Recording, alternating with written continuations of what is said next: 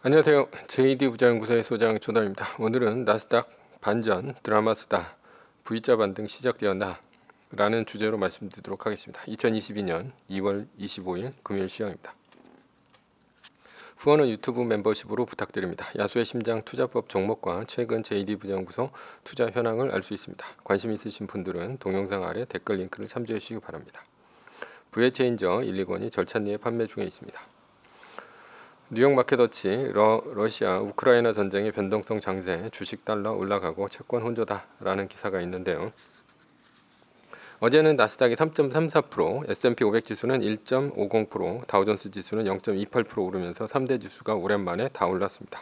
그리고 나스닥은 마삼에서 풀삼으로 드라마틱한 역전을 시켰습니다. 메인 이슈입니다. 나스닥 반전 드라마스다 V자 반등 시작되었나? 어제 장이 시작되기 전 나스닥은 3% 넘게 빠지고 있었고요. 애플은 무려 4% 넘게 하락하고 있었습니다. 이유는 우크라이나의 러시아 전격 침공 때문인데요. 하루 종일 마이너스 2%씩 빠지던 나스닥은 장 시작을 앞두고 마이너스 3% 하락까지 밀리면서 오늘 또 마이너스 3%가 뜨면 한 달 플러스 1일을 더 추가해야 하나 이런 생각을 했습니다. 애플도 150대 초반까지 밀리면서 V자 반등 리밸런싱을 팔고 말뚝을 박을 순간까지 왔었죠. 그러나 장이 시작되고 드라마틱한 반전이 일어났습니다. 결국 나스닥은 플러스 3%를 찍으며 역전 드라마를 썼습니다. 빅스가 30을 넘어가면 바닥이라는 얘기가 있습니다. 이번에도 빅스가 30을 넘어가며 바닥 신호를 줬습니다. 이렇게 나스닥이 상승한 이유는 무엇인가? 첫 번째는 전쟁 선 반영입니다. 전쟁이 결국 났기 때문에 전쟁의 선 반영입니다. 전쟁이 나기 전에는 전쟁이 날 것인지 아니면 피해는 얼마인지에 대해 크게 걱정을 하며 예상보다 과도하게 빠지는 경향이 있습니다. 불확실성 때문이죠. 그러나 일단 이벤트가 터지면 그 이슈는 그 전에 다 반영되었고 주가의 상승과 하락은 새로운 이슈로 옮겨갑니다. 제가 매일 쓰는 메인 이슈와 서브 이슈의 차이는 무엇입니까? 메인 이슈는 오늘 장이 왜 떨어졌는지 올랐는지에 대한 직접적인 원인 분석입니다. 서브 이슈는 오늘 장이 떨어지고 올랐는지에 대한 간접적인 영향은 있으나 꼭 알아야 할 중요한 이슈에 대한 분석입니다. 전쟁이 크게 난 것으로 보입니다. 러시아군이 우크라이나의 수도인 키예프로 진격해 들어가고 우크라이나 대통령의 참수작전에 들어갔다고 합니다. 친러 정권 교체를 염두에 둔 듯합니다. 이러면 아무리 선반영이라 하더라도 오늘 장이 급하게 빠질 수 있는데 나스닥 선물은 0.63%를 하락하고 있는데 지금은 소폭 올라서 0.9%, 0.8% 정도에서 움직이고 있습니다.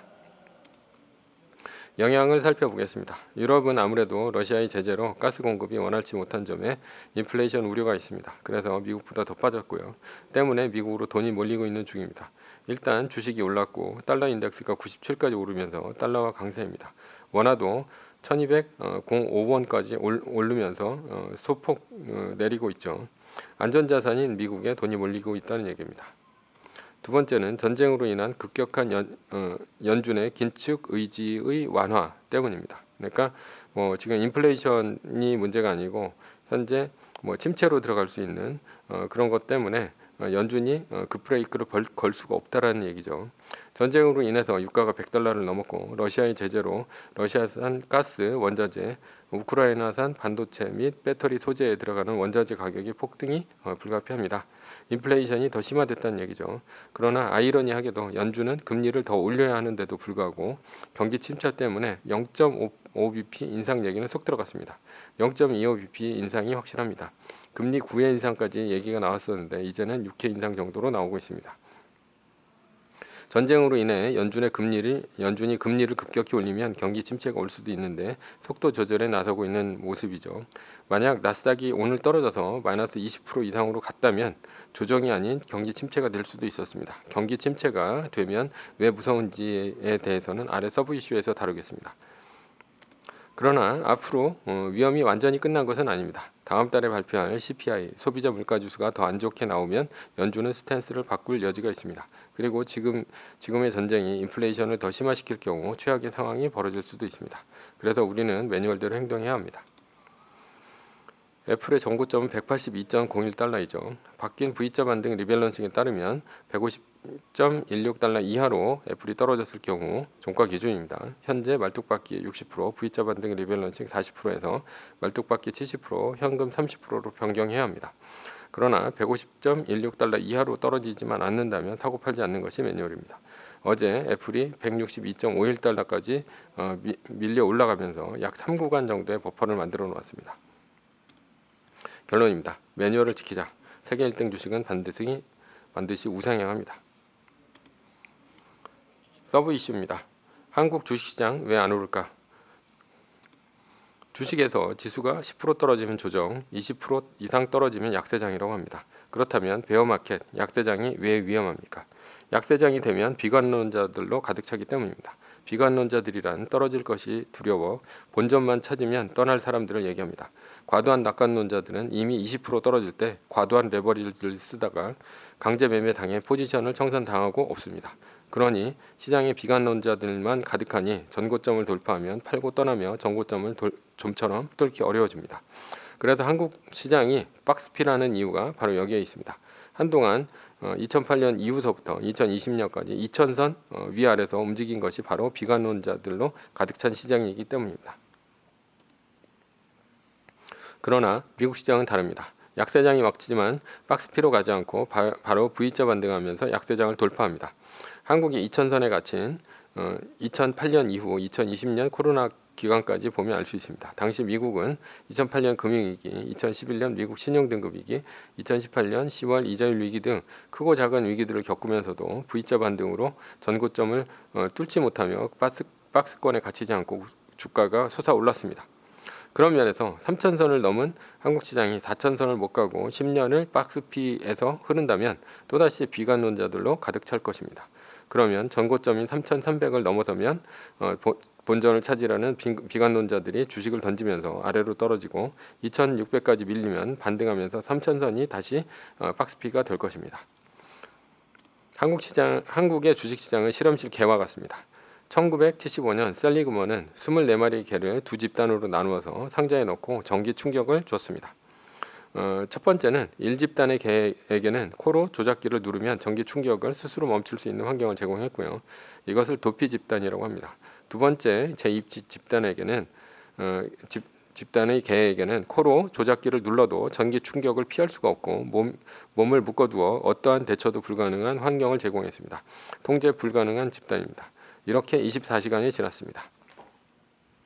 그리고 전기 자극을 주되 담을 넘으면 전기 자극을 피할 수 있도록 했습니다. 이후 개들은 어떻게 변했을까? 1집단은 전기 자극을 주자 바로 담을 넘어 도망갔습니다. 그러나 2집단은 전기 자극을 줘도 피하지 않고 웅크리고 앉아 전기 자극을 받아들였습니다. 이유는 어떤 일을 해도 상황이 변하지 않는 것을 겪었기에 학습된 무기력 상태가 되었기 때문입니다. 이런 비슷한 예는 서커스 안에 어린 코끼리가 있습니다. 어린 코끼리의 다리를 튼튼한 말뚝에 쇠사슬로 묶어 놓습니다. 이렇게 어린 시절을 보낸 코끼리는 나중에 큰 코끼리가 되어 작은 말뚝에 다리만 묶여 있어도 벗어날 수 없다고 생각하여 얌전해지는 것과 같습니다. 중2병을 앓는 학생은 공부를 아무리 열심히 해도 성적이 오르지 않기 때문에 실험실의 개, 서커스의 코끼리와 같아집니다. 그에 반해 미국 주식시장은 시클리드 물고기와 같습니다. 승자의 뇌라는 책을 보면 시클리드 물고기 얘기가 나옵니다. 동아프리카 탕가니카 호수에는 시클리드 물고기가 삽니다. 수컷은 두 종류로 나뉘는데요. 하나는 T 시클리드 그리고 하나는 NT 시클리드입니다. T 시클리드는 파란색, 노란색으로 밝고 화려한 색상이고 눈에 잘 띕니다. NT 시클리드는 우중충한 회색이며 암컷과 차이가 없습니다. T 시클리드는 화려한 외모 덕분에 암컷에게 인기가 많고 햇볕이 잘 드는 호수 위쪽에 살고 공격성이 강합니다. 반면에 NT 시클리드는 우중충한 외모 때문에 빛이 들어오지 않는 호수 바닥에 삽니다. 그런데 신기한 일은 NT 시클리드가 T 시클리드로 변하는 순간이 찾아옵니다. 호수 밑바닥에 살며 우중충한 회색이 화려한 노란색의 수컷으로 변신하는 것입니다. 어떻게 그런 일이 일어날까? 인기가 있는 T 시클리드는 호수 위에 살고 색깔이 화려해 눈에 띄기 쉽습니다. 즉 호수 위에 새들의 먹이가 된다는 얘기죠. 이렇게 무주공산이 된 호수의 NT 시클리드는 화려한 변신을 하고 T 시클리드가 되는 것입니다. 그리고 암컷을 차지합니다. 아웃라이어에 보면 1월생이 또래 학생들보다 좀 먼저 태어났다는 것 때문에 신체 능력과 머리가 좋다라는 것이죠.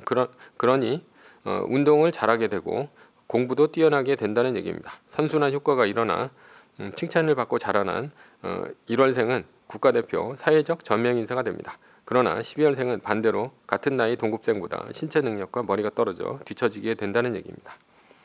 여기서 교훈은 무엇입니까? 학교 늦게 보내라는 얘기입니다. 그래서 뱀꼬리보다는 닭대가리로 키우라는 얘기입니다.